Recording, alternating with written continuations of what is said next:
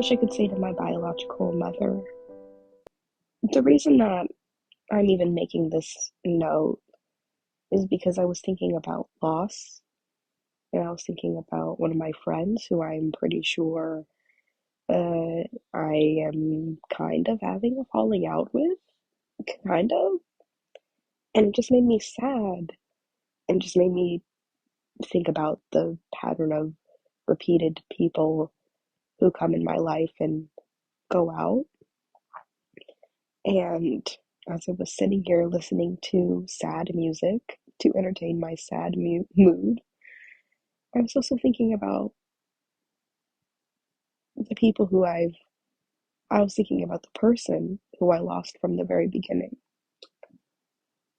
I don't want to throw a pity party for myself, but I do think it's important to acknowledge where your feelings come from and at the core of them, what they are telling you, and at the core of them, how you should respond to them and like how much you should lean into them.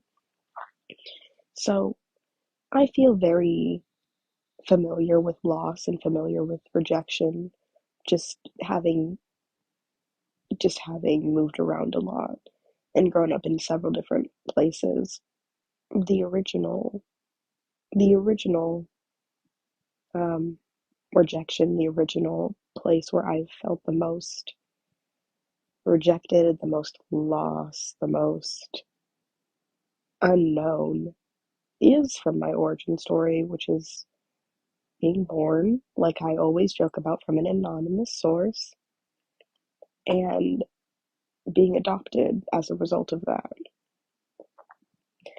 There are so many, there's so many feelings, so many emotions. Sorry, same thing. There's so many emotions that I have related to adoption, and over time, I think I've gone from sadness and anger to optimism and realism to hurt and deep sadness to everything in between. I will never have just one feeling about my adoption because there can't just be one feeling assigned to something that has a gamut of emotions and a gamut of events that went into it. It's crazy. Whenever I talk about my adoption or whenever I talk about my potential family that I could have had, the only person who I think of is my biological mother. I don't like imagine having a biological father at all. I don't imagine having biological siblings. All I think about is just my biological mother because I think when you think of adoption or when you think of the circumstances that would have went into your adoption, you know that maybe like a biological father wasn't in the picture, but a biological mother definitely had to be. So the only reason that I think about a biological mother is because I know that that's like the one guaranteed person who would have been potentially in my life before I was adopted. Growing up adopted as a kid, you don't have a lot of complex feelings on adoption. I think ultimately it all could be summarized in I was either sad and hurt about it, um, or I was angry and felt rejection, or I was more optimistic and just kind of listened to the type of people that would tell me, like, aren't you glad that you're adopted? And then I would have that optimistic view of, like, yeah, it doesn't really matter about my origin story. This is my story now. I have an amazing adopted family. Like, this is my life, and I'm happy with it, and I don't regret where I am now. So, where I am now is all that matters, and where I was does not exist to me, you know? Like those were the feelings that I assigned to adoption when I was growing up. But um as as I'm now 23 years old, still very young, I recognize that, and I hope I can listen back to this in like 40 years. I I still feel the gamut of emotions that come from hurt and anger and optimism, but I also now have love for the situation that I was in as somebody who could get pregnant right now and who could possibly, like, could potentially have a child. My, what I'm thinking of is just the idea that I could have a child and potentially, although this is not in my plan, this will never be in my plan, I could have a child and potentially give birth to them and never see them again. What I would hope that child would know is that I love them very much and that I would hope that they were living a life of abundance and happiness, and that whatever my circumstances were, I would hope that they know I did everything I could to make them, to give them happiness. So, as an adoptee to my biological mother, now, instead of just hurt, anger, and optimism, I I really hope that she has love,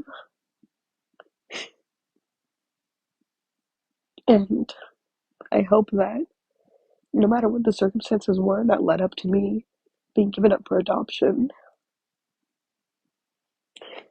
I really hope that she was loved, and I hope that she was okay with giving me up for adoption, and I hope that she knows that I ended up okay, like, regardless of why she did it, or regardless of if she's alive or if she's dead.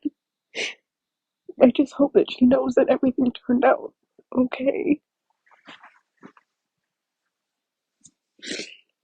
This is extremely difficult to talk about sometimes. Sometimes I just find like I can't I don't show any emotion related to it because I don't think too hard about it. But now, as somebody who has her whole entire life ahead of her and who could be potentially making life, there's so many things that go into it that I, wasn't even aware of before, wasn't even exposed to before as a child. But I really do hope that no matter what the circumstances were or are,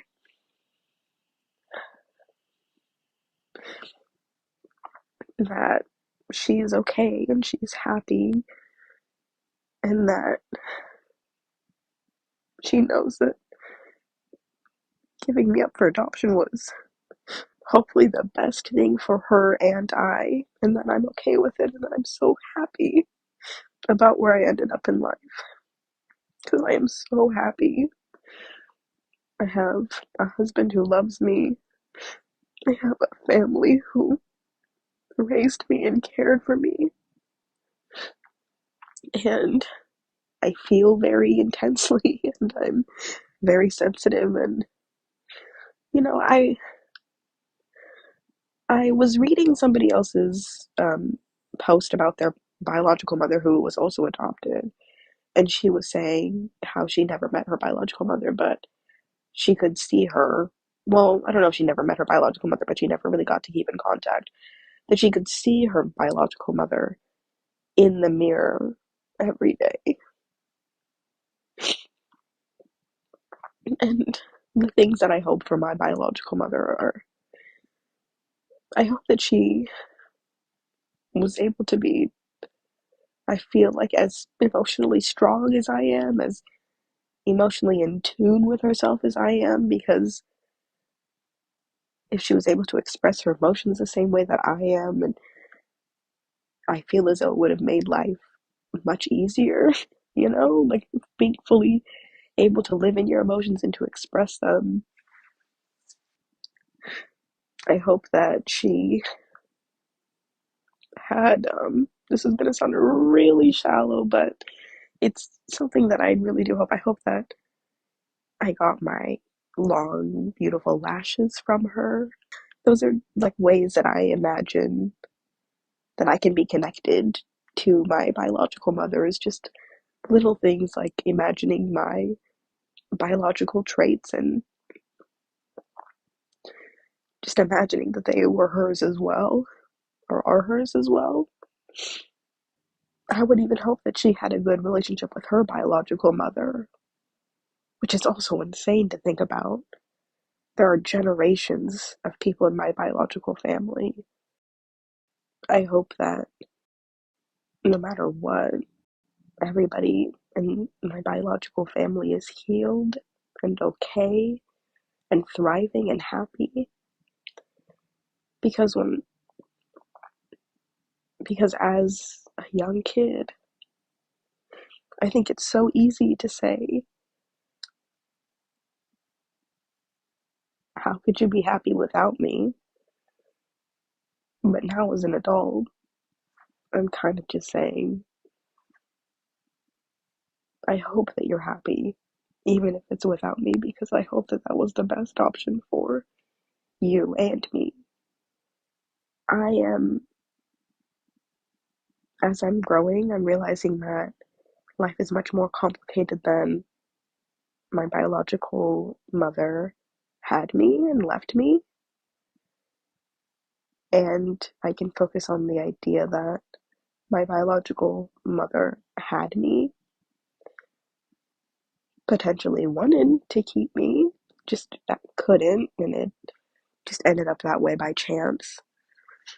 And then wish the best for me, and now I have the best.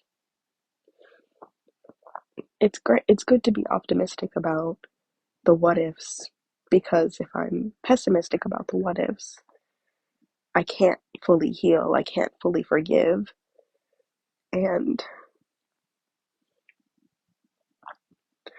I want to heal and I want to forgive and I want to imagine that my that she is okay, and I would really hope that she's okay, and I really hope she forgives herself if she had any remorse, because I'm thankful for her and I love her. That's kind of what I would say to my biological mother.